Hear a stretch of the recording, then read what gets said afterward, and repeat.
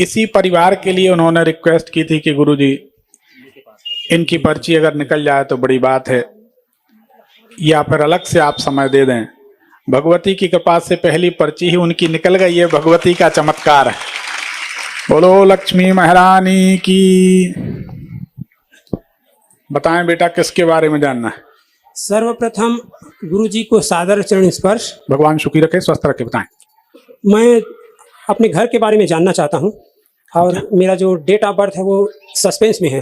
मैंने समय ठीक ठाक पता नहीं है, तो कुछ समय में कुछ पता है? देखो शाम का समय है आपका, ऐसा हमें लगता है। अब आप इतना बता दिए तो मैं अपनी माँ के बताने अनुसार वो बता रही थी कि निर्जला एकादशी जो बुधवार के दिन पड़ा था और रात 11 बजे के आसपास का जन्म है। हाँ, तो शाम का ही जन्म है, रात का ही जन्म। हाँ, लेकिन जो डेट ऑफ बर्थ उसमें निकला है अपने स्कूल वाले सर्टिफिकेट में तो कम करके लिखवाए हैं, क्योंकि हम लोग ब्लाइंड है तो स्कूल भी मुश्किल से मिला, इसलिए तो 6 जून 79 का है ये। नहीं, लेकिन वो तो स्कूल की डेट है। नहीं 81 है। समय बताएं। ये 11 बजे के आसपास रात। आपकी कुंडली को जांचते हैं। आपकी माता जी का स्वास्थ्य खराब रहता था? जी रहता था, अभी भी है।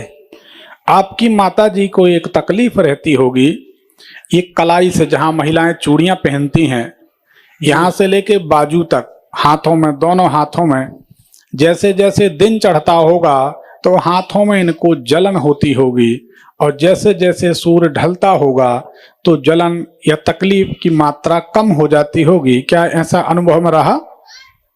बताने के अनुसार तो है, अब सामने आई भी हैं वो। ये बताइए माता जी। बहुत कन्या बहुत दर्द करते। हाँ, सब कोई करा वो बंद नहीं हुआ, जने कर पाई तने कर हपके असन कहाँ के मिटा जाई तेन चालू हो जाती। अब मोर समझ में ना आई। नहीं, सभी तरफ जलन होती है इनकी, शरीर में जलन रहती है। हाँ। अरे वो लड़की रो रही थी तो हमने कहा चलो हंसा दे। मंजिल है बहुत दूर है, किसी रोते हुए बच्चे को हंसाया जाए। किसी का दर्द बांटे जो उसे इंसान कहते हैं, पराया दर्द अपनाए उसे इंसान कहते हैं। भगवान भी अगर कोई सिद्धि शक्ति देते हैं, कृपा देते हैं, तो उन्हीं पर कृपा करते हैं जो किसी लायक होते हैं, किसी का काम करते हैं, परोपकार।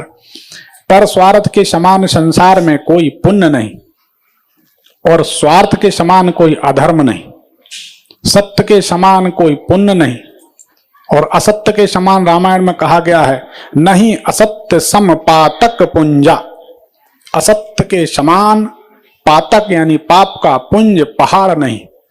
असत्य से आप थूक लगे नोट बटोर सकते हो कुछ समय के लिए, लेकिन एक समय वो आता है यह पैसा कहीं काम नहीं आता। इसकी जरूरत जरूर होती है, लेकिन आदमी बाद में जानता कि कहीं काम नहीं आता। फिर कब?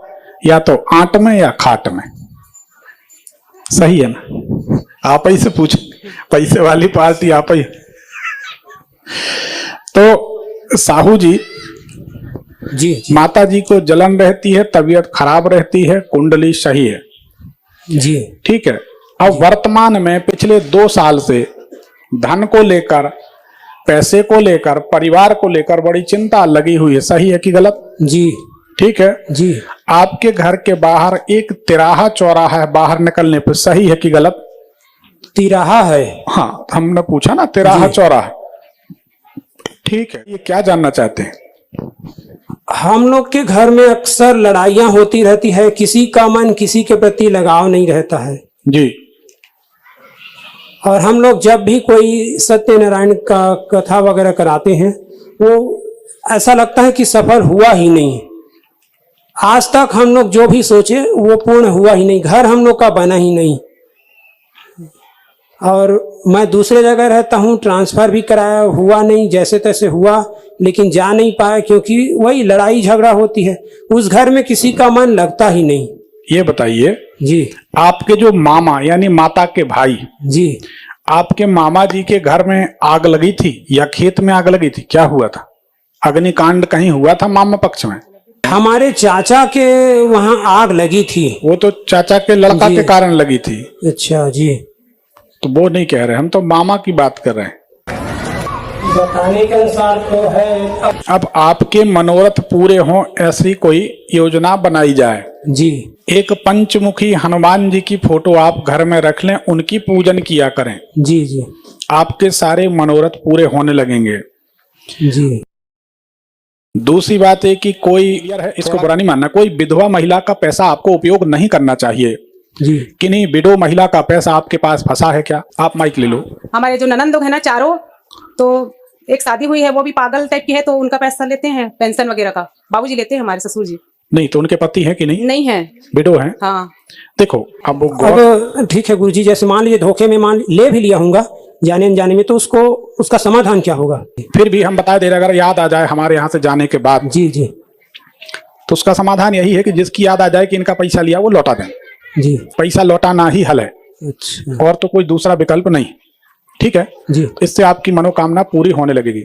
और पंचमुखी हनुमान जी की सेवा करिए जी तो आपकी मनोकामना पूरी होने लगेगी। ठीक है जी। ठीक है। और हमारे में हमारे पिताजी भी ब्लाइंड है, तो हम लोग भी ब्लाइंड है। हमारे घर में 4-5 जने माने उनके संतान, और जो हमारा भतीजा है वो भी ब्लाइंड है। उस घर में जितने का जन्म होता है सभी लोग ब्लाइंड पैदा होते हैं। ये क्या कारण है? और जिनका बाहर हुआ वो स्वस्थ हुए हैं। अब इसमें तो ये दिखाई देता है कि इसमें जो छत डाला गया है, तो घर के छत पे कुछ कबाड़ तो नहीं रखा रहता कि पुरानी जालियां कबाड़, नहीं जो भी हो, कच्चे घर पे भी कुछ लोहे की जालियां कुछ ऐसा रखा तो नहीं रहता? क्योंकि इसमें तो घर का दोष दिखाई दे रहा है, मकान का दोष दिखाई देता है, भूखंड का दोष दिखाई देता है। उसके कारण ये समस्या उत्पन्न हो रही है। जी और सूर्य शुक्र साथ में है तो नेत्रों की समस्या होगी। जी इसके लिए आप लोग एक काम कर लें, आप ही करा लें, अगर घर में कोई कर सके जी। तो हरिवंश पुराण के 2 पाठ कर दीजिए, तो आने वाली पीढ़ी नेत्रहीन नहीं होगी।